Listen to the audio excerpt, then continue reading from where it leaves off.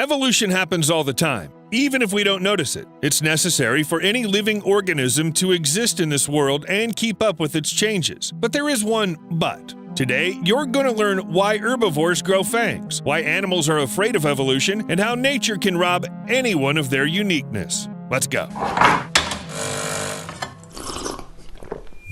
Yes, if there's any powerful yet completely indifferent force in the world, it's nature. Nature can take from any living creature whatever it wants. Home, behavioral features, even body parts. But if it all seems to make no sense to you, look closely. In fact, nature has its own logic. Take this bird as an example, the Galapagos flightless cormorant, which lives only on 2 islands in the world. Actually, there are 21 species of cormorants on the planet, but it's these poor creatures that nature is deprived of the ability to fly. Just compare those 2 different species. See these wings? They don't work at all. If the wings help penguins somehow, then for flightless cormorants, they're like an unnecessary accessory, which is a pity to throw away. The explanation is quite simple. When you live where there are no predators, why do you need to be able to fly? Instead, Galapagos cormorants have learned to swim very well so they can hunt for fish, shellfish, and other seafood. But if everything is clear and logical with cormorants, then some other animals can't be called anything but strange. Cyclops shark. What is that? It's even better. An albino cyclops shark. It's a cyclops shark. It's an exceptional case because there have never been international reports. It was caught off the coast of Mexico, and the very appearance of such a shark in the world is a bug of nature, and it's rather rare. The blobfish is a different story. It's sometimes called the ugliest creature on the planet. But how can something that looks like spoiled jelly even exist? The species is poorly studied, but scientists have figured out the real shape of the blobfish after all. The fish lives at depths of up to 4,000 feet, where it's subjected to tremendous pressure, and it looks like an ordinary fish. It only looks like a meme at the surface when the pressure suddenly decreases. Alas, the blobfish can't survive outside its usual conditions. Apparently, that's why it's so hard to study. But let's get out of the water. I found a couple more examples of nature's intervention: snub-nosed monkeys and Ankole-Watusi cows. Why did it take away the former's noses and put such huge horns on the latter? They're obviously very heavy. How's it possible to walk at all with such a construction on the head? Well, sometimes nature does really cool things. Snub-nosed monkeys look like Voldemort. Not because they experimented with Horcrux. They live in mountain forests at high altitudes and often face extremely low temperatures. So to keep the poor primates from freezing their noses off, nature just took them. Except it didn't think about how they would look like, especially the infants. It's a good thing animals don't have a concept of beauty. It worked out the other way around with the Ankole-Watusi.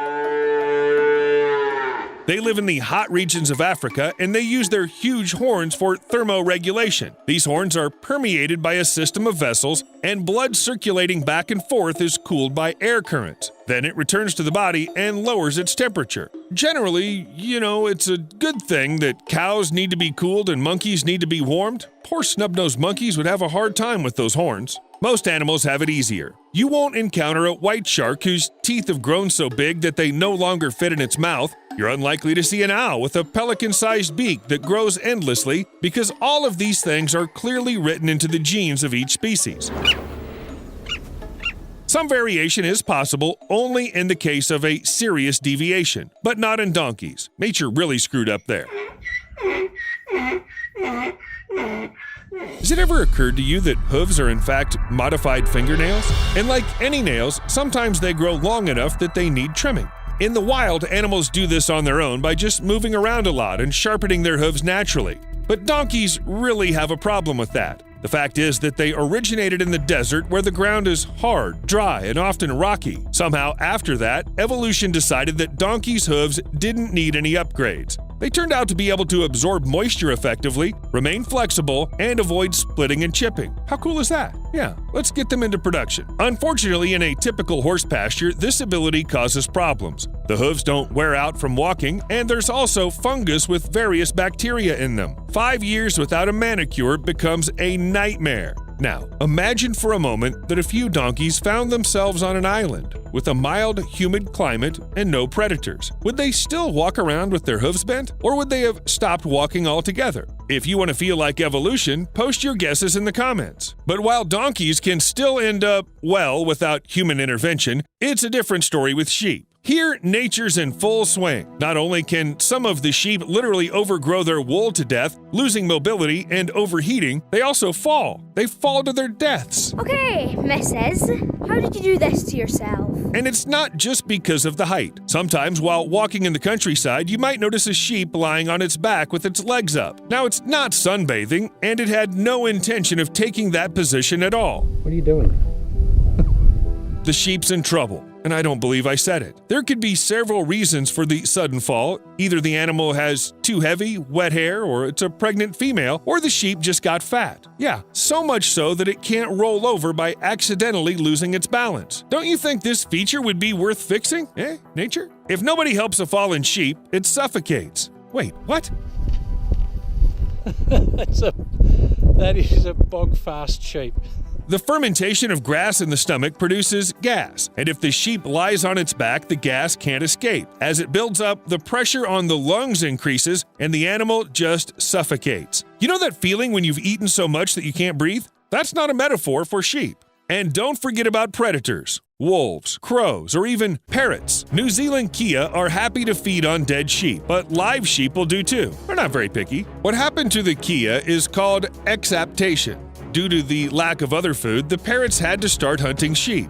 Another similar example is the vampire ground finches. I'm not kidding now. They live only on the Galapagos Islands and are similar to hundreds of other species of small birds on our planet, except that there weren't a lot of food on the islands and even less fresh water. So the finches have started drinking blood. Most of their menu includes blue-footed and Nazca boobies, and no one minds that the finches making them to bleed with their sharp beaks. Scientists speculate that the finches once did this to rid the boobies of parasites and got their own food. And then, well, they seem to have developed a taste for it. Hey, Steve, I think you got a little carried away. Steve! Okay, well, I guess I'll wait. But nature doesn't just know how to take away some features or give animals extra problems. Sometimes it'll be like vampire bats, check. Vampire birds, check. That's right, vampire deer. Here are your fangs. The water deer is a completely unique animal. It eats grass, doesn't wear antlers, and has freaking enormous fangs. Strictly speaking, not every carnivore can boast such fangs, and here it is, a harmless ungulate. Why would a deer need something like that? Well, like I said, it doesn't seem to make much sense. Vampire teeth are only used by animals during fights over females. The rest of the time, they just dangle in their mouths and shift when a deer needs to eat. Nature, you're weird. Okay, now a word about the obvious stuff. Everyone knows what crocodiles look like. Even a young child will easily draw you something green, elongated, with paws. In short, a toothy wiener. But if at some point you think the drawing isn't realistic enough, think again. Maybe the kid was just drawing a gavial. This crocodile looks like nature decided to do something unusual in the character editor, but didn't come up with anything worthwhile and just squeezed the face of the poor. Squeezed it, and then pulled it forward. The gavial's mouth is about 5 times as long as it was wide. Probably if the world of crocodiles had human laws, the gavial would have been simply laughed at in its neighborhood. But luckily, the elongated snout isn't just a whim of nature, but an actually useful thing. Most of a gavial's diet consists of fish, and that's what the funny face is for, as well as about 100 small teeth. Add to that a relatively small weight for a crocodile, and you have the perfect angler. So nature's got it all figured out here. I don't think the gavials are offended. But imagine what would have happened if someone small got the huge face of a gavial. A deer. No, it has vampire fangs. A hare? Doesn't really suit it. Oh, hummingbirds. Just take away the teeth and here you have a sword-billed hummingbird. This is a unique creature among the birds. This tiny bird weighs not more than 0.5 ounces, and its beak, slightly turned up, is half the length of its body, sometimes even more. Seems like someone